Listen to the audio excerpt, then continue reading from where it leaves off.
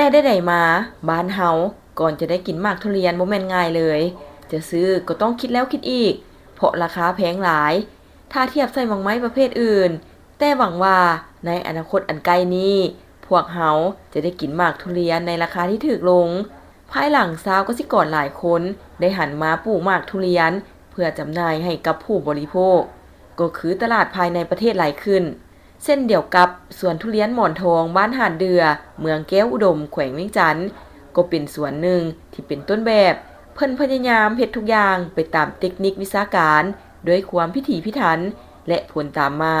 คือสามารถเก็บผลผลิตได้ภายในปีที่ 4ท่านนางบุญลังวรสิงห์เจ้าของสวนทุเรียนหมอนทองบ้านหาดเดือเมืองแก้วอุดมแขวงเวียงจันทน์ได้ให้สัมภาษณ์ว่าก่อนจะลงมือปลูกหมากทุเรียนตนเองได้แฮงบันดาลใจมาจากแนวคิดริเริ่มของผู้เป็นพ่อ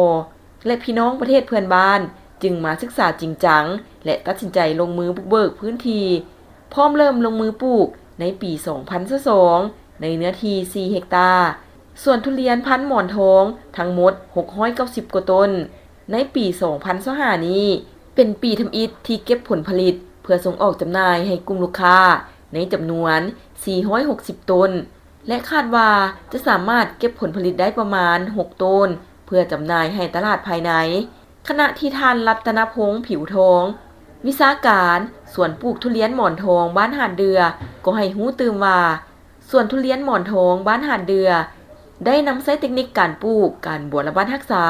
นับแต่มือปลูกจนฮอดมือเก็บผลผลิตที่ถูกต้องตามหลักวิชาการสำคัญคือการจัดสรรระบบน้ำการให้ฝุ่นต่างๆให้เป็นปกติต่อเนื่องถ้าเอาใจใส่ดีปลูกภายใน4ปีก็สามารถเก็บผลผลิตได้ตามเป้าหมายยิ่งถ้าสภาพอากาศดินน้ำอุดมสมบูรณ์แม่นปลูกทุเรียนจะยิ่งได้รับผลดีมีข่าวดีจะมาบอกสำหรับใครสนใจเช่าพื้นที่ขายเครื่องทุกประเภทและเช่าพื้นที่ป้ายโฆษณาอยู่ตลาดลาวสนใจสอบถามที่เบอร์02058389209สถานที่ตั้งอยู่บ้านสะพังเมืองไซธานีนครหลวงเวียงจันทน์